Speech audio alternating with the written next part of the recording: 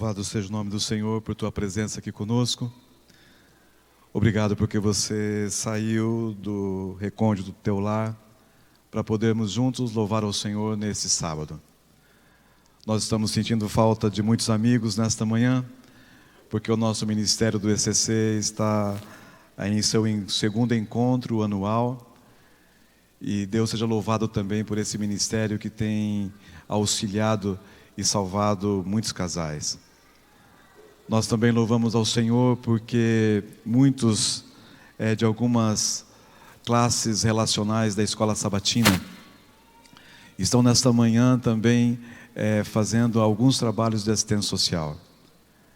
E louvado seja o Senhor, irmãos, pelo comprometimento assistencial e missiológico desta igreja. Cestas básicas estão chegando a mesas que sem elas talvez pais não tivessem o que colocar em suas mesas nesse sábado. Algumas famílias estão recebendo de presente casas, porque até hoje com os seus filhos jamais tiveram um lugar apropriado para poderem com dignidade desenvolverem a sua família. Nós também estamos relembrando o início desses últimos dias ao lançamento do mutirão de Natal. E nós estamos acostumados a dizer para as pessoas Feliz Natal, Natal feliz.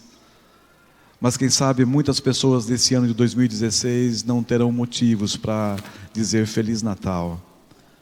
E talvez através de um ato simples seu e meu, nós poderemos fazer com que pais e filhos, filhos e pais, possam se reunir ao lado de uma mesa e juntos poderem cantar Noite Feliz, Feliz Noite de Natal.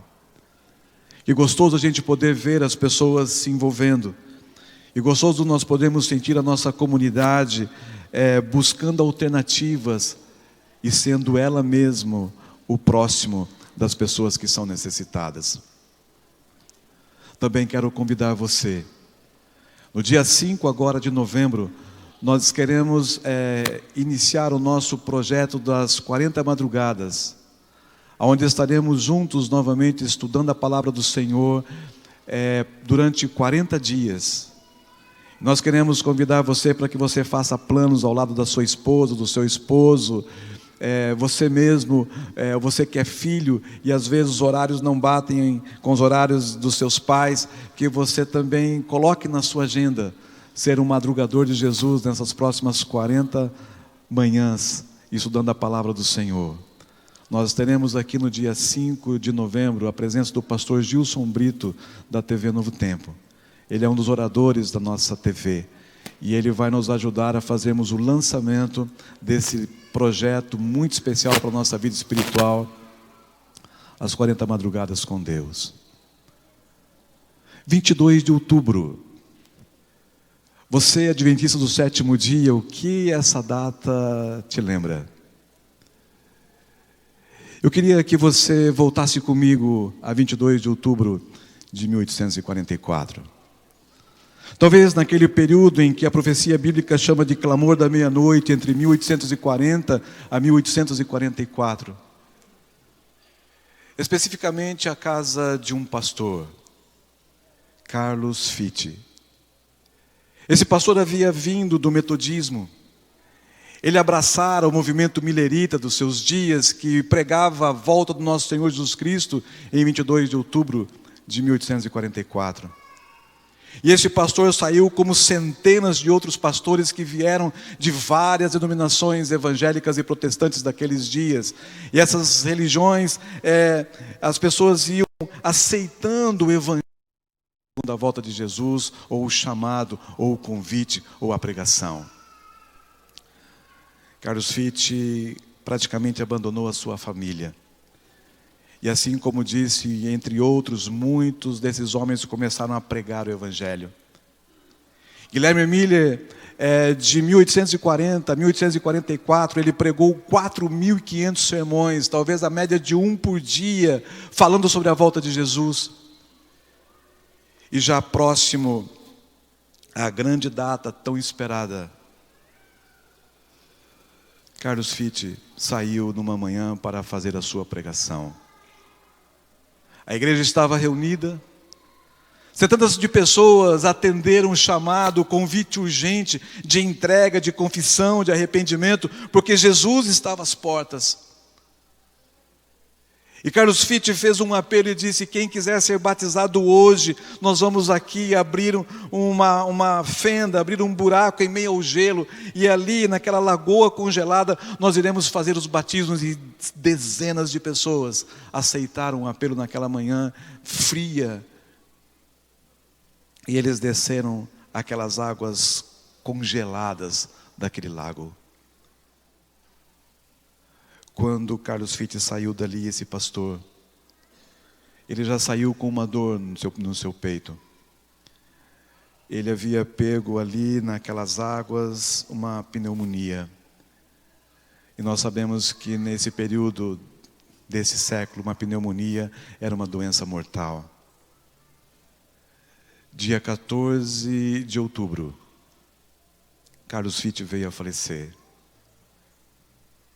A congregação foi chamada.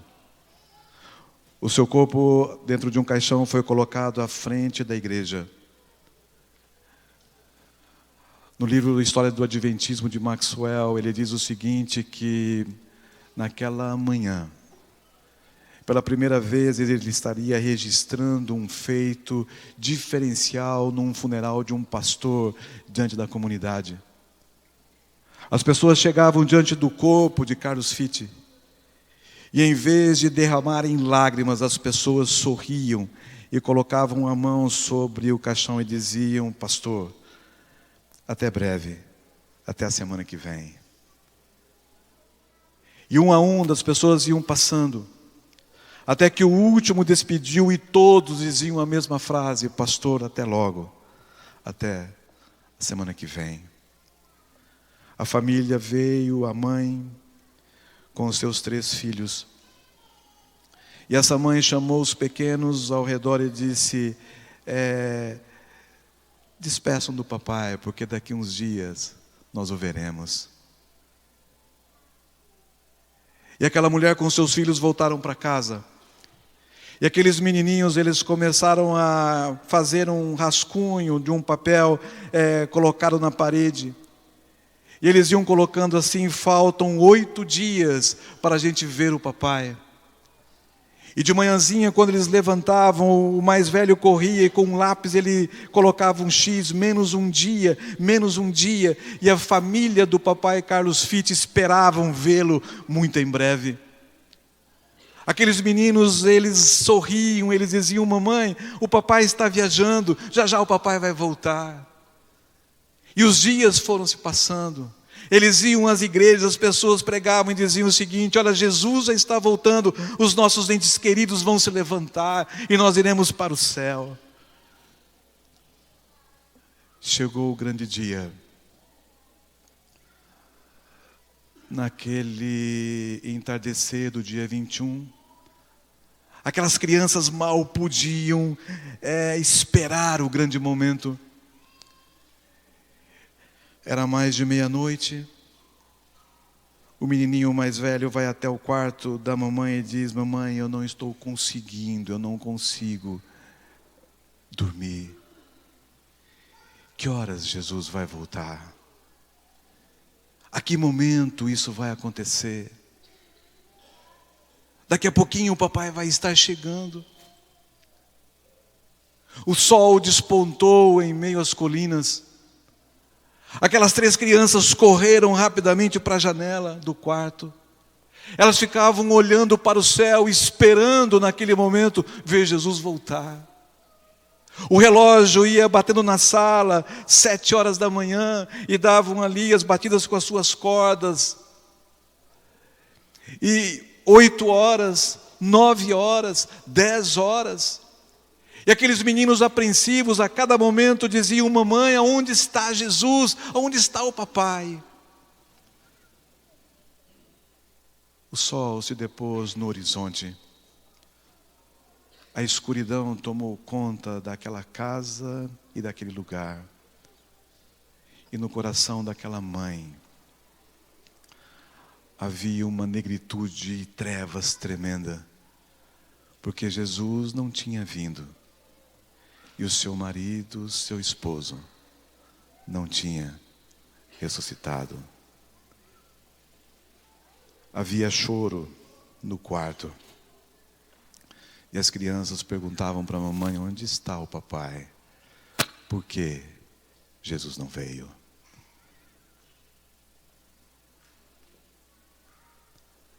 Essa data é importante para a minha vida e para a sua. Porque uma igreja que não tem história é uma igreja que não tem um caminho. Uma igreja que não tem sua história é uma igreja que não tem propósito. Uma igreja que não sabe da sua história é uma igreja que não consegue ter uma cosmovisão do mundo em que ela vive. 22 de outubro de 1844 é importante para a minha vida como cristão adventista, é importante para você que faz parte deste movimento que nós chamamos de Adventistas do Sétimo Dia. Uma igreja escatológica, uma igreja missiológica, uma igreja que tem seu início, tem o seu meio e tem o seu fim. Eu olho para trás e fico vivendo o surgimento deste movimento. Algumas pessoas hoje olham para o movimento adventista e o criticam porque esse movimento, segundo eles, criou, idealizou e participou desse desapontamento de 1844. Algumas igrejas e alguns historiadores teológicos, eles dizem que a Igreja Adventista do Sétimo Dia fez uma doutrina errada, num momento errado. Mas será que foi isso mesmo? Foi isso que aconteceu? Foi o seu movimento adventista que fracassou no estudo da palavra e na compreensão de Daniel 8, Daniel 9. Foi isso que aconteceu? Guilherme Miller, ele começou a trajetória do estudo da profecia bíblica em 1840. E esse homem se aprofundou no estudo da palavra.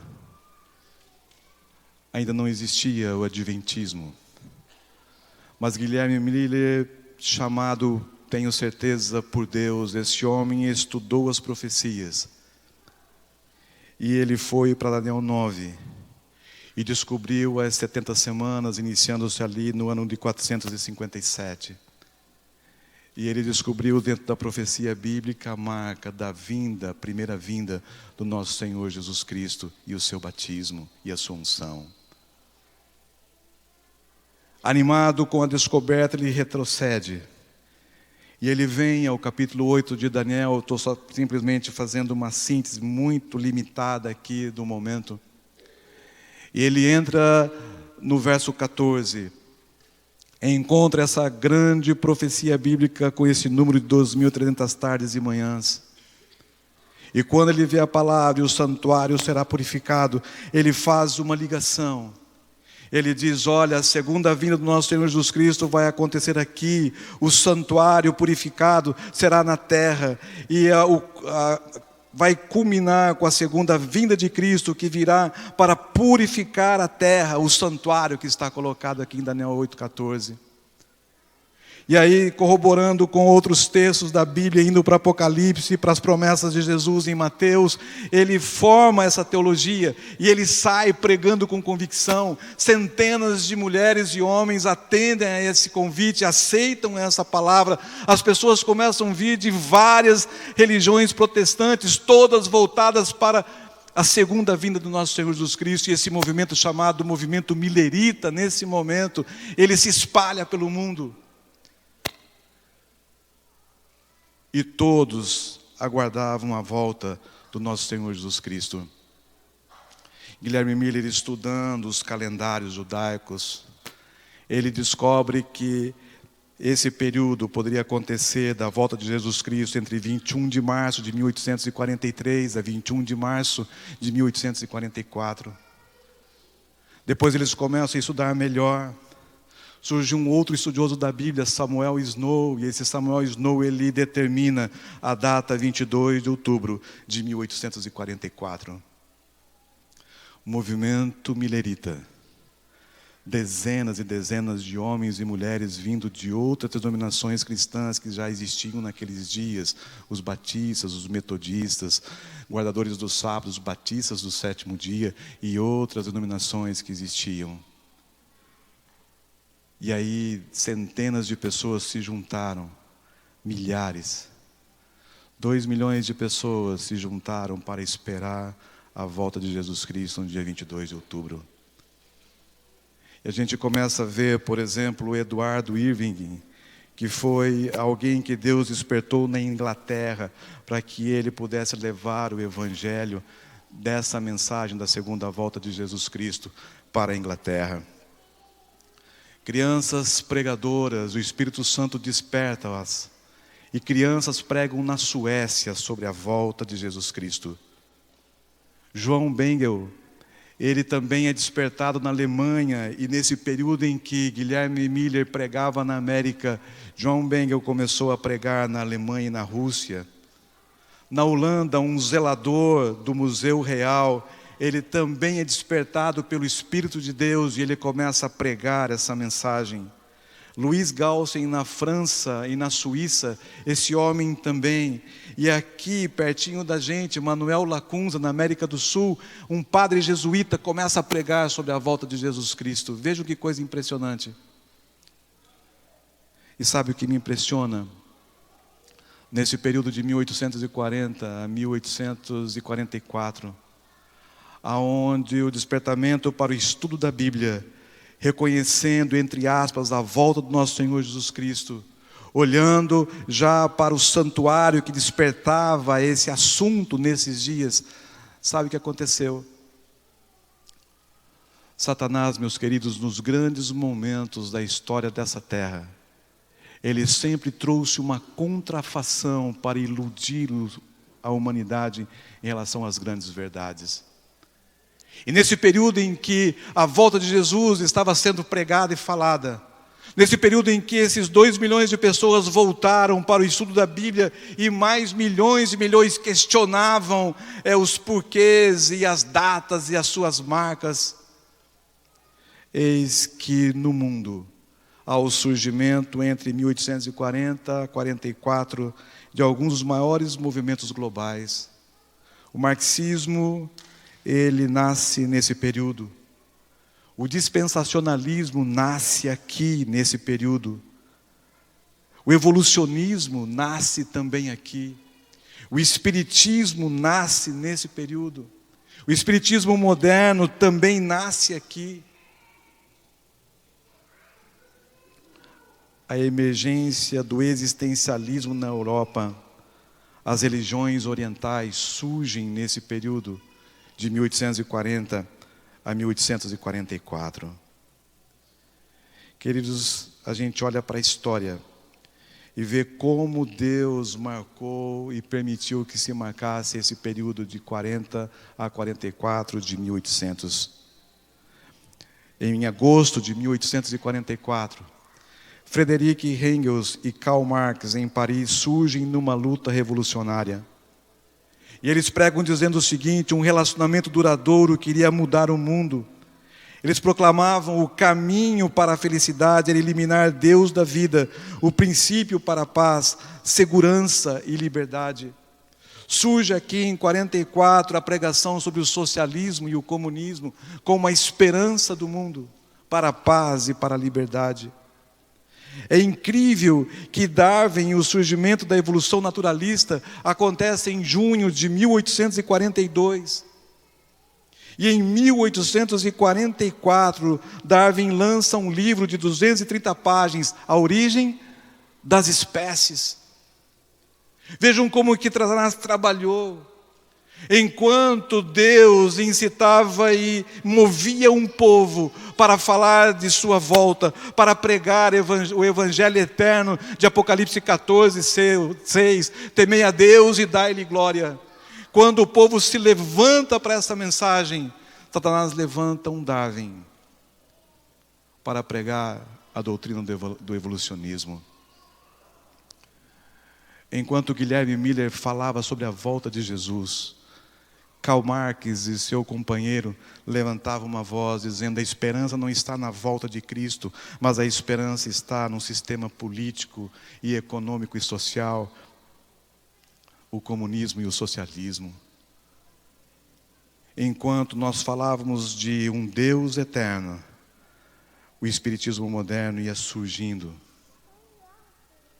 com as suas contrafações em relação à palavra do nosso Senhor Jesus Cristo. Aonde estava o movimento adventista em 1844? Aonde estava? Não havia surgido ainda. Mas sabe o que acontece? Quando Cristo não veio, Maxwell diz assim, que naquela noite o povo começou a dispersar. E era como se você olhasse para um grande exército de 2 milhões de soldados que estavam com a sua bandeira jogada no chão, que estava com a sua alma destruída. A fé daquele povo havia sido balançada. Milhares de pessoas simplesmente viraram as costas para a palavra de Deus e eles saíram do exército. Outras pessoas saíram do movimento millerita, voltaram para as suas crenças, para as suas religiões. Mas um grupo pequeno de homens e mulheres, sabe o que fizeram? Voltaram os seus olhos para o estudo da Bíblia. Que lição! Nos momentos de crises e de dúvida, aonde você volta os seus olhos? Nos momentos de tristeza, onde no seu céu particular as nuvens escuras escondem o sol que brilha acima delas, aonde você busca o teu conforto, o teu consolo, a tua esperança? Iran Edson, Ellen White, Tiago White, homens e mulheres que haviam abraçado o movimento millerita, eles voltam os seus olhos para a Bíblia. E naquela madrugada, Iran Edson, fugindo das suas próprias decepções e de seus próprios anseios, ele vai a um milharal, e você conhece essa história. E ali no meio do milharal, Deus diz o seguinte para ele: Iran Edson, abra a Bíblia, e eu quero revelar para você algo que muitos dos seus amigos não conseguiram entender. Por favor, abra sua Bíblia nesta manhã, em Apocalipse no capítulo 10. E a Bíblia diz assim, Apocalipse capítulo 10. Vi outro anjo forte descendo do céu, envolto em nuvem, com um arco-íris por cima de sua cabeça. O rosto era como o sol e as pernas como colunas de fogo. E tinha na mão um livrinho aberto. Pôs o pé direito sobre o mar e o esquerdo sobre a terra. E enquanto ele ia lendo, ele percebeu o seguinte: ele descia do céu envolto a uma nuvem com um arco-íris em cima de sua cabeça. O seu rosto era como o sol e as pernas como colunas de fogo. Cristo descia, o Gabriel descia e tinha na mão um livrinho aberto. E pôs o pé direito sobre o mar e o esquerdo sobre a terra. E ele começou a compreender que havia a Bíblia, havia a palavra, o livrinho, o livro de Daniel estava sendo aberto. E esse anjo colocou o seu pé numa extremidade da terra e na outra extremidade. E assim como eles tinham percebido essa pregação da volta de Jesus Cristo, do santuário, que seria purificado segundo Guilherme Miller na terra, essa mensagem deveria ser pregada em todo o mundo. E bradou em grande voz, como ruge um leão, e quando bradou, desferiram 7 trovões as suas vozes. Eu não vou nesta manhã estudar com você o capítulo 10, mas eu gostaria que você olhasse para o verso 10 e o verso 11 e veja o que aconteceu no verso 9. Primeiramente, fui, pois, ao anjo, dizendo-lhe, João foi, pois, ao anjo, dizendo-lhe que me desse o livrinho. E ele então me falou, toma-o e devora-o, e certamente ele será amargo ao teu estômago, mas na tua boca doce como mel. E tomei o livrinho da mão do anjo, e o devorei na minha boca. Era doce como mel. E quando, porém, o comi, o meu estômago ficou amargo. E então me disseram, é necessário que ainda profetizes a respeito de muitos povos, nações, línguas e reis. Quando Irã Edson com seus amigos começam a ler esse capítulo, eles percebem que aquele dia, o descontentamento, o desapontamento, havia sido profetizado por João em Apocalipse 10. E ali no final, quando diz assim, e esse livrinho era doce como mel, e tornou-se no meu ventre amargo como fel. Ellen White, naquele momento, diz o seguinte: os melhores anos de minha vida foram nesse período em que aguardávamos a volta do nosso Senhor Jesus Cristo. Enquanto aqueles homens estavam destituídos de fé, de esperança, haviam pregado, vivido essa mensagem. Eles estavam sendo agora humilhados pelos vizinhos, pelas outras denominações cristãs, pelos outros pastores, pelo governo. Porque aqueles homens e mulheres, queridos, naqueles últimos dias, nem a colheita tinham feito, porque eles não queriam levar batatas para o céu.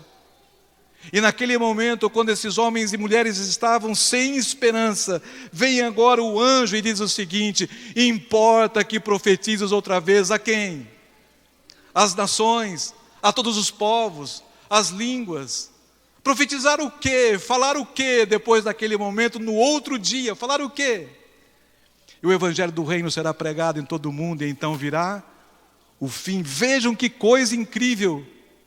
Imagine você com a sua família, aqui na rua Arthur Loyola, aqui morando num desses condomínios em frente aqui da igreja.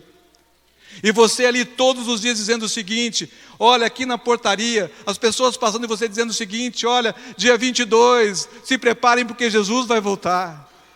E você já encostou seu carro, você já não vai mais no trabalho, você agora já distribuiu todos os seus bens, você espera Jesus Cristo, e você está vivendo isso, você está transpirando essa mensagem, e de repente chega o dia 22 e nada acontece, e você está ali na portaria, e as pessoas passam por você, talvez no cantinho do rosto você sente uma risadinha, você ouve uma insinuação, e você está ali.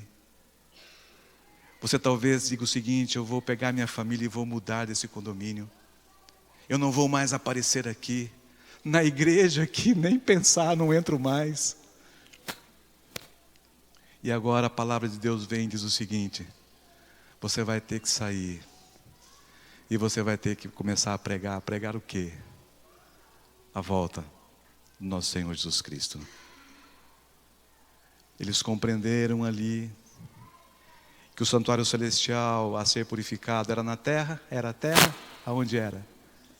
O santuário celestial. A purificação não aconteceria lá no santuário, porque o céu não estava impuro. Mas a purificação deveria acontecer através do sumo sacerdote Jesus Cristo, no coração daqueles que creem nele, e no seu sacrifício e no seu sacerdócio. E Cristo passa agora do santuário para o Santíssimo. E como a purificação tem que ser no coração do ser humano, começa o juízo investigativo, porque a purificação tem que vir aqui no meu coração. E Cristo oferecendo todos os atributos do seu sacrifício, para trazer com a sua graça e a sua misericórdia salvação para a minha vida e para a sua vida. E aqui, queridos, quando se juntam esses homens e mulheres, José Bates traz a mensagem do sábado. Ellen White, Tiago White, Loughboron, Irã Edson e tantos outros aceitam a mensagem do sábado. eles entendem a mensagem do santuário. E aí começa a ser criado um corpo de pessoas. E alguém disse um dia, nós temos um movimento. Como esse movimento tinha base na profecia bíblica, importa que profetizes outra vez, esse movimento tinha que ter um nome. Adventistas, segunda vinda de Jesus Cristo, sétimo dia, a verdade do sábado que estava ressurgindo, se renovando nesse movimento. 1860, surge a primeira igreja adventista nos Estados Unidos. Parkville, em 1863, com o desenvolvimento de pastores e de membros da membresia da igreja, principalmente membresia. Em 1863 acontece o primeiro congresso geral. E em 1863 se organiza a Igreja Adventista do Sétimo Dia com o seu nome. Pós 1844. Temos coisas a ver com 22 de outubro, sim. Mas nós não estamos ligados na interpretação dessa profecia de 22 de outubro desse mesmo ano. 1900, já éramos 133 mil pessoas. 2016, mais de 18 milhões de membros por todo o mundo. Sabem quantos adventistas recebemos, quantos cristãos que aceitam a Jesus e vêm para o cristianismo adventista todos os anos? 18 milhões de pessoas, 1 milhão de pessoas batizamos por ano em todo o mundo. Que mensagem! Que influência benéfica para a minha vida minha vida e sua, saber que o movimento adventista do sétimo dia tem a sua história. Mas sabem, queridos, o que me preocupa? Ellen White, em dezembro de 1844, ela tem uma visão. Essa visão está registrada no livro Primeiros Escritos. Essa visão retrata o desapontamento de 1844. Ela revela a Ellen White um grupo de pessoas que sairia desse clamor da meia-noite. E ela vê um grupo de homens e mulheres, os remanescentes desse momento, subindo uma montanha. E ela percebe que à frente deles estava uma luz. Atrás deles havia escuridão. E que nesse caminho rumo ao céu, depois ela percebe que essa era a visão. Muitas dessas pessoas que estavam subindo, elas iam caindo pelo caminho. Outros olhavam para a luz. E aquela luz era o guia. Aquela luz iluminava o caminho.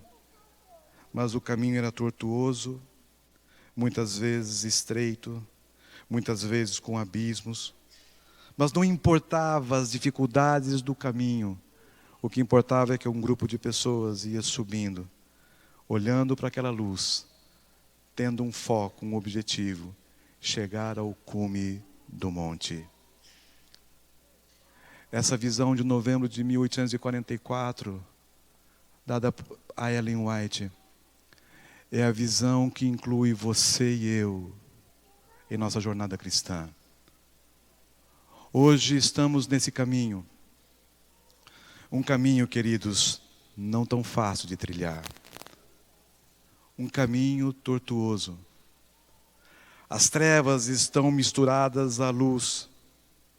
E muitas vezes as pessoas estão olhando para as trevas e as trevas as estão levando para a queda, para o abismo. Outros estão fixos na luz. E mesmo com as dificuldades, mesmo com os problemas, estão subindo. Nesta manhã eu queria levá-lo a essa reflexão. Em que parte do caminho você e eu estamos? No passado, os nossos pioneiros brilharam. Eles tiveram foco, eles morreram olhando para essa luz. Eles morreram olhando para Cristo. Ellen White, no final de sua vida, em 1915, quando ela estava já indo para os seus últimos momentos, ela disse o seguinte: eu sei em quem tenho crido, eu creio nesse Salvador, eu creio em Jesus Cristo. Mas eu te pergunto, meu querido, hoje você e eu estamos crendo? Hoje nós estamos envolvidos em meio ao secularismo, nós estamos envolvidos em meio ao individualismo, nós estamos envolvidos em meio às filosofias dessa terra. E nós hoje estamos preocupados conosco mesmos. Nós não olhamos mais para a Bíblia, porque é a minha razão, é o meu pensamento, é as minhas decisões, é que moldam o meu caminho. Eu não estou mais preocupado com um movimento que aceitava a comissão de Cristo do ID. Hoje eu não estou mais comprometido, eu estou mais omisso. Hoje eu sento pelas cadeiras, pelos bancos da minha igreja, do meu movimento, da minha comunidade. Mas eu venho aqui simplesmente para ouvir uma palavra, eu venho aqui simplesmente para ouvir um sermão, e saio. E lá fora, eu sequer me lembro da luz que tem que brilhar no coração de minha vida. Este é o grande desafio. Os pioneiros fizeram, os pioneiros abriram, os pioneiros escreveram a história desse movimento. E você, jovem, a geração nova desta igreja, você está nos ajudando a escrevermos a história dessa igreja. É você que está assumindo os momentos agora de pregar, de falar, de testemunhar, é isso. Será que nós estamos ligados com a luz do Evangelho que ligou esses nossos pioneiros no livro de Daniel ou do Apocalipse? Ou nós estamos permitindo que Stephen Hawking e outros nomes hoje tomem conta dos meus pensamentos? Será, queridos? Será que nós estamos juntos subindo a montanha para chegarmos a Canaã? Eu desejo nesta manhã, ao estar rapidamente relembrando com você a nossa história, é que você olhe para a Bíblia e você mesmo chegue a algumas conclusões. Eu queria nesta manhã ler 4 versos com você. O primeiro deles nós encontramos em Isaías, no capítulo 21, verso 11. Queridos, já se passou 172 anos dessa história. E uma pergunta que em Isaías chega a você nesta manhã. Isaías capítulo 21, verso 11 diz assim: sentença contra Dumá, gritam-me de Seir, guarda, a que hora estamos da noite? Guarda, a que horas estamos? A que horas estamos, queridos?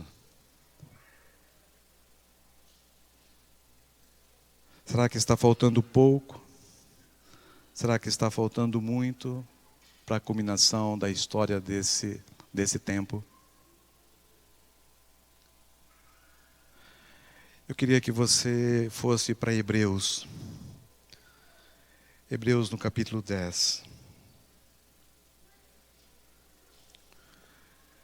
Eu tenho tido, infelizmente, a oportunidade de falar sobre esse texto nesses últimos dias. Nós participamos, queridos, nesses últimos dias de 4 funerais de pessoas ligadas à nossa comunidade, à nossa igreja. E esse é um dos versos que enxuga nossas lágrimas. Hebreus, no capítulo 10, versos 32 a 39, a Bíblia diz assim: lembrai-vos, porém, dos dias anteriores, em que depois de iluminados sustentasses grande luta e sofrimento. Ora, expostos como um espetáculo, tanto de opróbrio quanto de tribulações. Ora, tornando-vos coparticipantes com aqueles que desse modo foram tratados. Porque não somente vos compadecestes dos encarcerados, como também aceitastes com alegria o espólio dos vossos bens, tendo ciência de possuíres vós mesmos patrimônio superior e durável. Não abandoneis, portanto, a vossa confiança, ela tem grande confiança. Com efeito, todos tendes necessidade de perseverança, para que, havendo feito a vontade de Deus, alcanceis a promessa. Porque ainda dentro de pouco tempo, aquele que vem virá, e não tardará. Todavia o meu justo viverá pela fé. Se retroceder nele, não se compraz a minha alma. Nós, porém, não somos os que retrocedem para a perdição. Somos, entretanto, da fé para a conservação da alma. É interessante, queridos, que aqui em Hebreus há um retrato das tribulações, dos problemas que os nossos pioneiros enfrentaram. Mas aqui diz uma palavra que mexe com a vida da gente. Tendes necessidade de perseverança. Amigos, ainda a hora não chegou, mas nós temos que perseverar. Nós temos que continuar com a bandeira levantada. Nós temos que continuar com esse propósito dos nossos pioneiros, ver Jesus voltar e coroá-lo em glória e majestade. Eu trabalhei em 1993, numa cidade pequena naquela época, chamada Terra Roxa, pertinho ali de Guaíra. Mas era uma igreja incrível. A base de todo o meu ministério está marcada nesta igreja de Terra Roxa, no interior do Paraná. E nós, em casa, tínhamos a facilidade de ter os jovens da igreja sempre em casa. E havia um garoto, com seus quase 18 anos. Ele era o líder de jovens da igreja do Terra Roxa nos dias que chegamos lá. O nome dele, Rogério. E Rogério, ele se envolvia com a gente, ele saía comigo, nós íamos às vezes visitar pessoas, uma cidade agrícola, os membros da igreja são pessoas de sítio, de fazenda, de chácaras. Ele andava muito comigo. E um dia o Rogério chegou em casa e disse o seguinte: pastor, eu estou com um problema espiritual. E eu preciso falar para ti. E nós começamos a conversar, ele me falou sobre o problema e disse: pastor, eu quero dizer para você que eu não consigo mais andar do teu lado, eu não consigo mais coordenar o Ministério Jovem junto com você, por causa desse problema, e eu quero que você me tire do rol de membros da igreja através da comissão da igreja. Infelizmente aquele caso ficou público, e o Rogério precisou ser desligado do corpo da igreja. Alguns dias ou meses mais tarde, ele conseguiu concluir um grande sonho que ele tinha. O pai dele, motorista de caminhão. E ele dizia para mim antes: pastor, minha mãe quer que eu estude, minha mãe tem grandes sonhos comigo, mas o meu sonho é dirigir um caminhão como meu pai. E ele tirou a carteira de motorista para poder ser um motorista de caminhão. E chegou o convite para Ritinha e eu saímos de Terra Roxa e vimos para Florianópolis. E foi um chamado que nos pegou totalmente de surpresa. E eu cheguei num sábado de manhã e me coloquei à igreja, falamos do chamado, do convite. E naquele sábado à tarde, nós já tínhamos que vir embora para Florianópolis, e a mudança os irmãos fizeram para nós. 3 ou 4 irmãos da igreja fizeram a mudança para nós, enquanto a gente já vinha para Florianópolis. E naquela tarde eu encontrei com o Rogério na porta da igreja. Ele disse: pastor, você foi um dos grandes amigos da minha vida. Eu quero dizer para você o seguinte, que eu quero passar sempre, quando estiver fazendo um trajeto aqui, Paraná até Rio Grande do Sul, eu quero passar na sua casa. Eu abracei o Rogério e falei: Rogério, antes de você passar em casa, eu quero voltar aqui em Terra Roxa. eu quero fazer o seu rebatismo. A gente se abraçou, saímos de Terra Roxa. Mas 6 semanas depois, já estava no escritório em Florianópolis, o telefone tocou. Era sua mãe. E ela chorando do outro lado do telefone dizia: Pastor Claudenir, não vai dar tempo do Rogério visitar sua casa. O Rogério acabou de morrer. Eu disse: mas irmã, o que aconteceu? O que houve? Ele tinha algum problema que a gente não sabia, de saúde, alguma coisa? Ela disse: pastor, Rogério, ele começou a trabalhar com um caminhão, que estava com a carteira. Ele foi trabalhar num frigorífico em Umuarama, ali pertinho de Terra Roxa. E uma certa manhã o Rogério estava vindo com o caminhão e ele queria ir para Cascavel entregar uma carga, que também é rota ali entre Umuarama e Terra Roxa. E ali, aqueles que conhecem, uma estradinha, naquela época faz tempo que eu não passo ali, mas era uma estradinha bem estreita, cheio de lombas bem altas assim, para você chegar em Terra Roxa. É uns 6 quilômetros ou uns 4 quilômetros, você vem só assim. E o Rogério veio com um caminhão naquela madrugada, descendo e subindo as lombas. Mas acontece que, em um momento, ele viu ao longe um amigo da empresa que vinha do lado ao contrário, do lado oposto, com um caminhão da mesma empresa. E na sua juventude, o Rogério vinha no lado direito, ele passava para o lado esquerdo, ele vinha para o lado direito e vinha para o lado da contramão. Ele acendia os faróis e vinha brincando com o caminhão para assustar o seu amigo. E quando os 2 caminhões estavam bem pertinho, na velocidade daquelas descidas e subidas, o Rogério puxou o volante do seu caminhão saindo do lado correto e quis dar um susto no amigo que estava do lado esquerdo. Os 2 caminhões se chocaram. O corpo daquele menino foi lacrado dentro do caixão. Sabem, queridos jovens, por que Rogério morreu? Porque Rogério, em meio ao caminho, ele brincou no caminho, e ele entrava no caminho certo, e ele saía do caminho certo e ia para o caminho errado. Ellen White, na sua visão, ela diz que você e eu estamos subindo o caminho rumo a Canaã. Será que existe alguém aqui que está brincando no meio do caminho? Infelizmente, esse garoto perdeu a vida com um pouco mais de... tem 19 anos, acho que não tinha.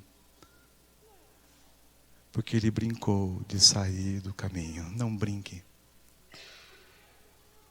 Em Hebreus 12, verso 1 e 2, diz assim que nós devemos estar olhando para quem? Para o nosso Senhor Jesus Cristo. Queridos, não tirem os olhos do céu. Não troquem esta terra pelo céu. Não brinquem no meio do caminho.